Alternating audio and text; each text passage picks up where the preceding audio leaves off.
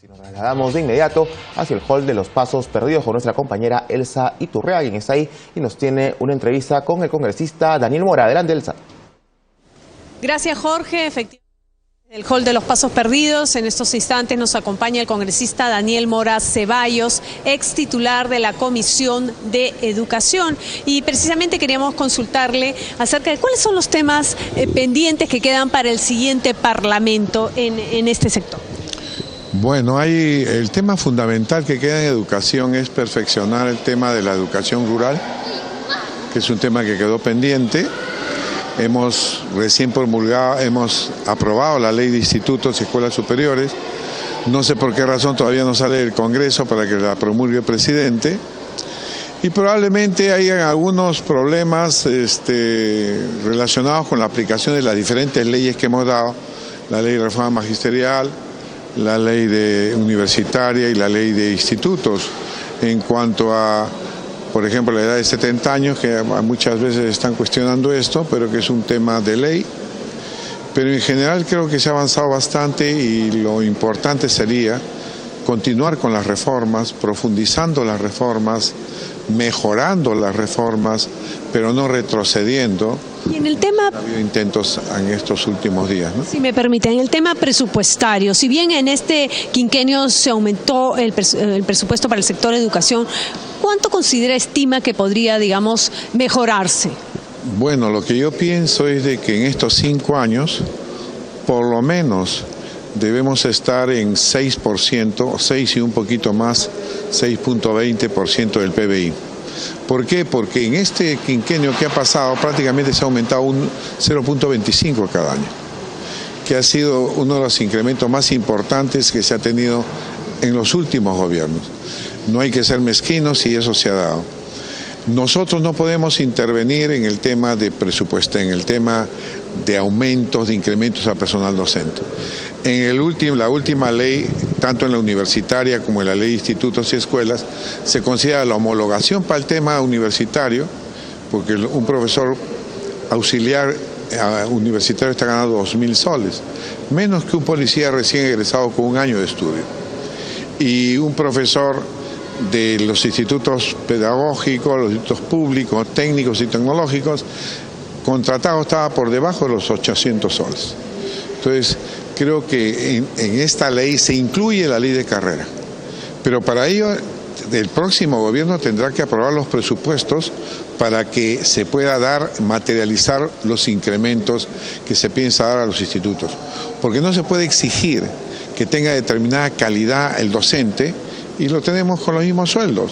No puede ser que en la ley universitaria se exija que el profesor tenga el grado de maestría como mínimo y le sigamos pagando 2.000 soles, no vamos a tener profesores. Igual pasa en la ley de institutos y carreras públicas y las escuelas superiores tecnológicas o pedagógicas. En consecuencia, el presupuesto es un factor importante. Ojalá que el próximo año se incremente un 0.5, que sería un aspecto importante. No porque el país crezca, porque acá nos hemos acostumbrado de que el incremento en educación ha sido porque el país ha crecido. Cuando es una política de Estado que está independiente del crecimiento, la importancia que le da un gobierno a la educación es independiente hasta que del crecimiento. Porque un país que quiere educarse hasta se puede endeudar por educar al país. Y eso es fundamental, ¿no? Eso es parte también del futuro desarrollo y crecimiento de la nación. Ese es parte del futuro desarrollo. No va a haber desarrollo si no hay educación. Si me permite, con relación al tema del titular actual del sector, el ministro Saavedra, ¿considera que debería continuar en el cargo o, digamos, renovar? En general no podemos nosotros decirle al nuevo presidente que... Desde su opinión. Desde mi punto de vista, lo que requiere el sector es continuidad. Sea el ministro que sea, debe darle continuidad y defender las reformas alcanzadas. Si yo voy a colocar un ministro que está en desacuerdo con las reformas que se han avanzado, sería totalmente nefasto para la educación. Si el señor Saavedra puede continuar, sería un aspecto con algunas correcciones que tendría que hacerse, porque, por ejemplo, él no cree en una cuestión de calidad para toda la educación. Nosotros creemos que debe crearse un sistema de calidad tal como el CINE hace, donde se vea la educación de calidad desde inicial, primaria, secundaria, institutos y universidades. Él solamente quiere crear un instituto el COMPAES, para la educación superior. Para mí, yo estoy en desacuerdo con esa posición, porque la calidad a un muchacho se le debe mostrar desde inicial. Es como la alimentación, desde la base, es como nutrirte. Es ese chico que nazca desde inicial con calidad y que se exija la calidad como se exige en otros países, van a nacer con ese criterio de calidad. Y va a ser un motor que va a ayudar también a que se implante la calidad en el país. Esas son algunas discrepancias que tengo yo con el ministro Saavedra, pero creo que la continuidad en las políticas es fundamental. Con relación al tema, cambiando un poco de sector, usted como representante también de las Fuerzas Armadas tiene bastante conocimiento sobre ese sector y exministro también de Estado, ministro del Interior, de Defensa, perdón. ¿Cuáles considera que deberían, qué tipo de reformas o leyes, normas se deben dar para combatir la inseguridad ciudadana? Bueno, leyes sobran, te digo. Quizás algunos ajustes en algunas coordinaciones entre los municipios y el gobierno central. Pero creo de que la inseguridad, la sensación de inseguridad se basa fundamentalmente en la ausencia de un policía. Cuando tú estás caminando por las calles, en una calle oscura, y que no ves un policía, te sientes inseguro.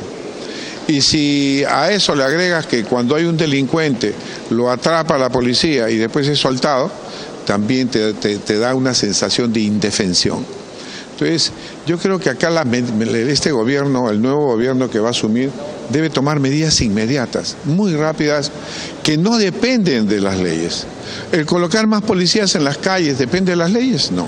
Ya estamos casi con los niveles estándares internacionales en cuanto a 250 habitantes por cada policía. Estamos en esos niveles. ¿Que los policías están metidos en las comisarías depende de una ley? No.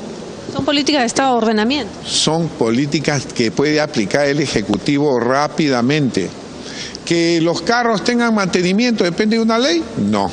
¿Que la logística se mejore depende? No depende, porque nosotros no tenemos iniciativa de gasto. Entonces, hay medidas que incrementar los cursos de investigación criminal, lo que era antes la PIP. ¿Es cuestión del Congreso? No.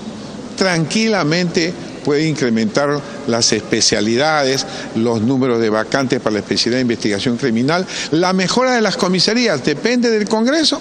No. Puede incrementar las comisarías, hacer la comisaría modelo que estamos esperando, donde la comisaría haya jueces, haya fiscales para los delitos flagrantes, haya cuadras para que duerman etcétera. Hay comisarías modelo que inclusive hemos presentado muchos partidos. Entonces, hay medidas que puede tomar el Ejecutivo muy rápidas y que rápidamente la población comienza a sentir. Que las Fuerzas Armadas estén en las calles no es una solución, en mi opinión, que pueda dar el Congreso, ni el Ejecutivo. ¿Y con relación al 24 por 24? El 24 por 24 debe eliminarse. Ya se ha eliminado. Este gobierno prácticamente, y hay que decirlo, por más que le duela a algunos, pues, él ha eliminado el 24 por 24, que fue una medida populista, fue una medida que en la práctica redujo la policía a la mitad, y que ahora, con el incremento de casi el 90% de las remuneraciones de los policías, prácticamente ya no hay justificación para que un policía trabaje el 24 por 24. Cuando un policía está en el 24 por 24, trabaja en la calle 24 horas y cuando viene acá a su servicio normal se duerme. Es lo más nefasto que se pudo hacer con el 24 por 24. Creo que su eliminación es crucial. ¿Acaso la Fuerza Armada trabaja 24 por 24? No. Siempre trabajó la policía y la Fuerza Armada 3 turnos. Congresista, ¿considera que la policía debe volver al sistema que era antes, que había por especialidades, digamos, dividida la policía de tránsito aparte o unificada como es actualmente? La desgracia que dieron gobiernos populistas o gobiernos voluntaristas. A un señor presidente se le ocurrió crear una sola policía y eliminó la Guardia Republicana, que se encargaba de servicios públicos esenciales y los establecimientos penales. Eliminó la Policía de Investigación del Perú, que era muy eficiente y que tenía más de 16.000 investigadores. Eliminó la Policía de Calles, que era la Guardia Civil y otras cosas que tenía.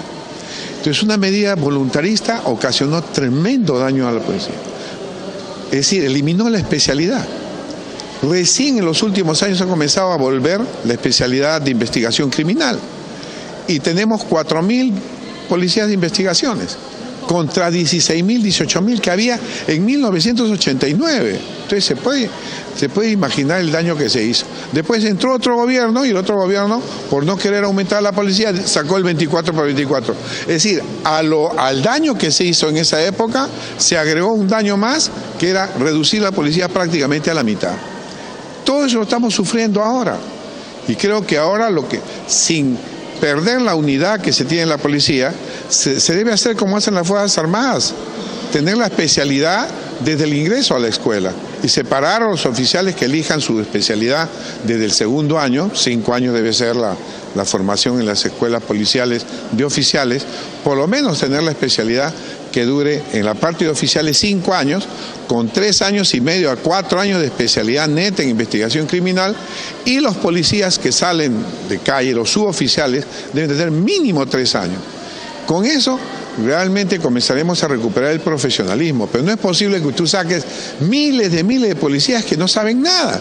En un año tú no puedes sacar especialistas, y eso está probado.